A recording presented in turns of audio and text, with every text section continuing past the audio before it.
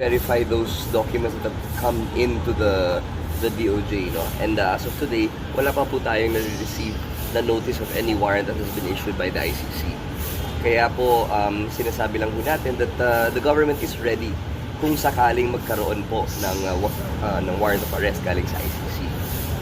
Usually po, kagaya po ng sinabi ni Undersecretary Claire Castro kanina sa kanyang briefing, ay dahil hindi na po tayo member state, baka hindi po dumaan sa normal process yung pag-serve ng notice sa atin, no? Dahil kung member state pa po tayo, the proper process would be to inform either the Office of the President, the DFA, or the DOJ, which handles the law enforcement.